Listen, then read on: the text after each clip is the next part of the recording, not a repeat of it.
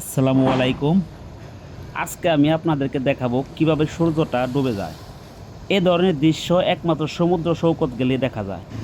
যারা যারা এই ধরনের দৃশ্য দেখতে চান অবশ্যই সমুদ্র সৈকতে আসবেন বেড়াতে এবং নিজ চোখে দেখবেন কিভাবে সূর্যটা ডুবে যায়। এর মাঝে আরো অনেক কিছু অনুভব করতে পারবেন। এটা হচ্ছে মেরিন ড্রাইভ রোড, টেকনাফ। আপনার যাওয়ার পথে কুরাল রেস্টুরেন্ট সি বিচের কাছে অসাধারণ একটা দৃশ্য, একদম অসাধারণ, যা কিনা একদম মনের মতো করে দেখার মতন একটা দৃশ্য।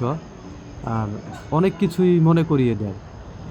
তারা কক্সবাজার ঘুরতে আসবেন, অবশ্যই কক্সবাজার থেকে মেরিন ড্রাইভ রোড হয়ে আপনার টেকনাফ পর্যন্ত যাবেন, তাহলে এরকম অনেক সুন্দর দৃশ্যগুলো দেখতে পারবেন। একদম নীল জলরাশি। আপনারা ইনানি, সুগন্ধা, লাবণী বিচ পয়েন্টে এগুলো এই জলরাশিটা দেখতে পারবেন না, কিন্তু আপনার এই মেরিন ড্রাইভ রোডে আসলে এরকম অনেকগুলা সিনারি স্পট দেখতে পারবেন, অনেক সুন্দর।